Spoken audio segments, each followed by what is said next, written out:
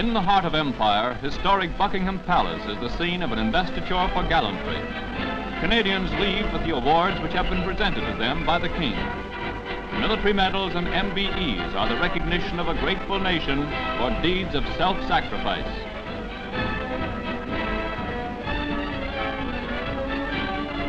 For one veteran warrior, the occasion is combined with a reunion which fairly knocks the hat off his fair spouse who hasn't seen hubby for years.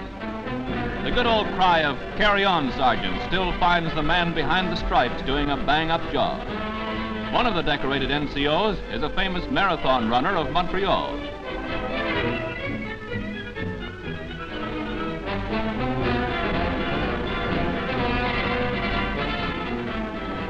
Canada's daughters are represented on the honor roll of the fighting force speeding the reckoning with the Reich.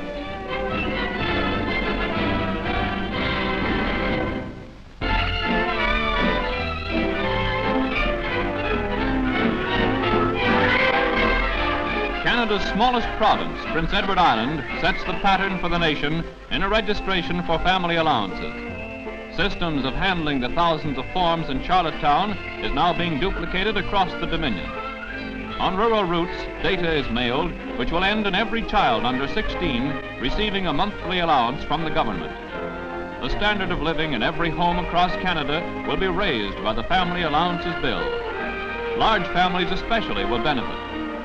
The plan will provide for the maintenance, care, training, education, and advancement of the future generation. Previously, 84% of Canada's children were dependent upon 19% of the gainfully employed. Now the burden of child maintenance will be distributed among all the people of the Dominion.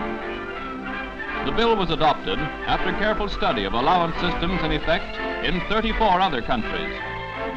To Canada's fighting men, it means that commencing July 1st, their wives will receive a monthly check for each one of Johnny Canucks Jr.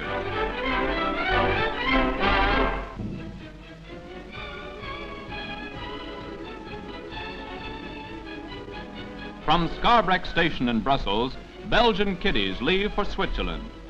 Undernourished, battle-tired children will have a better chance of health than the neutral mountain country. The Red Cross supervised the movement. Every 3 months, a draft of young Belgians is scheduled to move. The Director General of the Red Cross has completed all arrangements for their reception and billeting in Switzerland. In some cases, tears mingle with smiles as farewells are said to loved ones.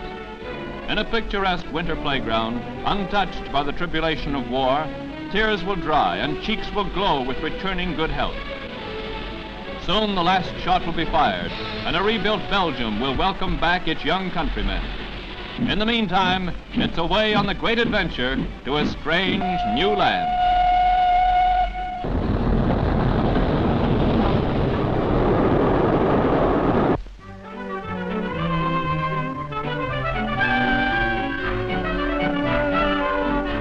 Toronto's Maple Leaf Gardens, thousands of servicemen on leave from overseas are guests at a performance of the famous Ice Follies.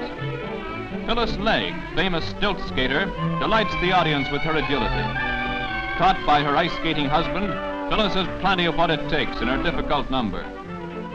With a background of beautiful settings and unusual lighting effects, graceful routines are enhanced by clever comedy as the show glides merrily on.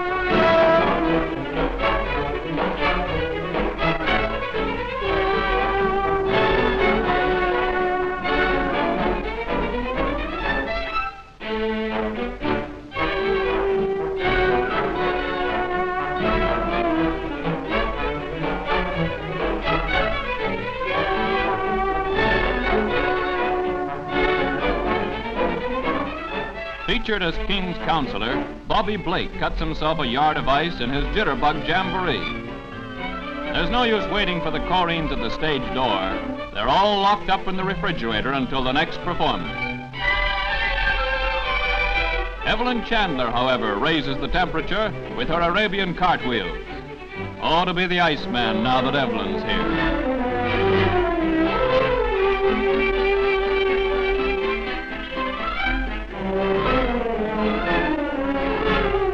Worth a few bucks across the board at any pari-mutuel is the Follies entry in the Church Street Stakes.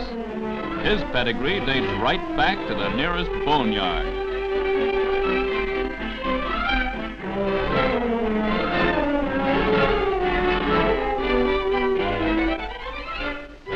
Hazel Franklin and Barry Green do the romance of Moonlight Serenade. Dainty, blue-eyed Mae Ross demonstrates her ability as the best interpretive skater of today.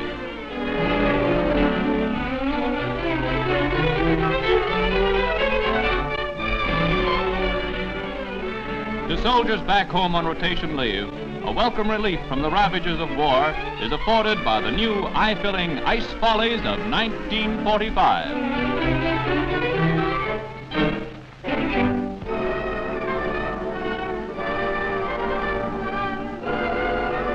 With spring in the air on the eve of the next great push, the 1st Canadian Army starts house cleaning. As a tanker's home is his iron steed, the wrench and the hammer replace the mop and the broom.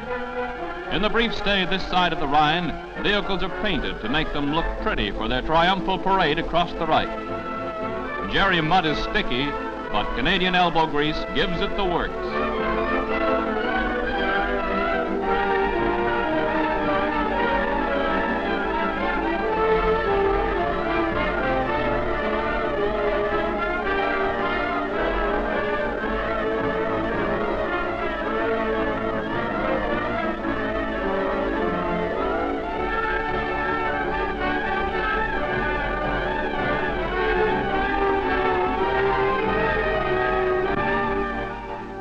Painted, greased, and tightened up, the steel war horses are ready for the jump. Till it comes, they are champing at the bit.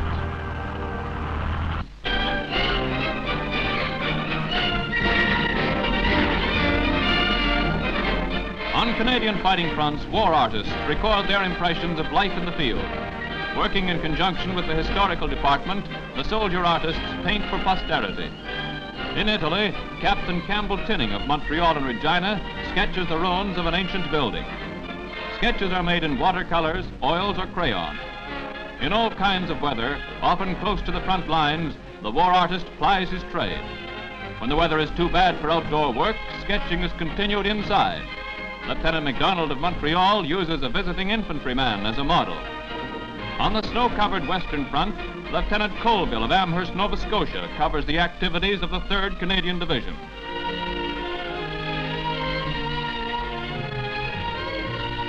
Lieutenant Boback of No. 2 Canadian Field Historical Section prepares to go to work.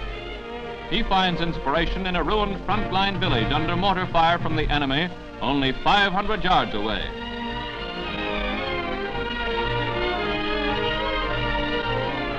The apt title of a painting made by Captain George Pepper of Toronto is Hitler's Youth. During one of his painting expeditions, Captain Pepper was caught behind the German lines. Hiding under a culvert, his only food for 10 days was a package of chiclets. This was supplemented by a chicken trapped with his revolver lanyard. The fowl had to be consumed raw, as Jerry was too close to light a fire.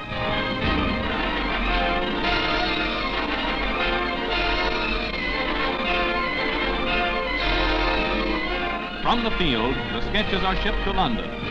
After a 6-month tour of active duty, the artist returns to make finished paintings from his field drawings and notes. The final work takes a minimum of 4 weeks to produce. All artists are under the War Artists Advisory Committee, of which the Right Honorable Vincent Massey is chairman. Their works are sent to Ottawa to add to the permanent collection of war records.